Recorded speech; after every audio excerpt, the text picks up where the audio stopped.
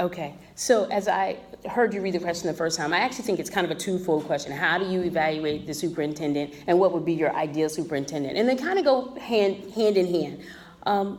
Well, first of all, does the superintendent implement the vision of the board? So the board has to be professional enough to say, this is where we want to see our school district go in the next 5 years. For example, when I got on the board in 2012, one of the issues we had in our district is we wanted our students to be more globally rounded, well-rounded, because we realized that the internet was becoming a bigger and bigger tool. So one of the ways we implemented that was by starting with our middle schools and giving them one-to-one technology. That was tough.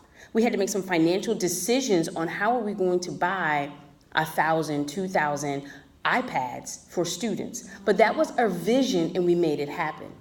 And that is a segue into how does the superintendent manage finances? I can sit up here and talk about all the lofty goals I want to, but at the end of the day, somebody has to pay for it.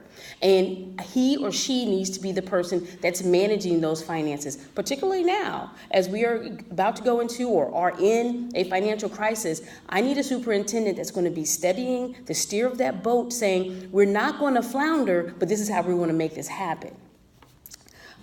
Next, and this is more of like my idea superintendent. I don't want a superintendent that sits in his office every day. Does he or she get out to the schools? How does he or she treat the staff? Is he nice to the janitors? Does he talk to the bus drivers? And then family events. Middletown, I don't know about all the other districts as much as I know about my district, but we are a Friday night lights kind of place. On Fridays, everybody is at a football game. Is my superintendent there? Is he talking to the families? Or is he just, or is he not there? And finally, last but not least, how's my superintendent with students? When he sees kids at the football game, do they say, hey, Mr. Burrows, how are you? And in my district, they do. And that's important to me. And I'm out of time again.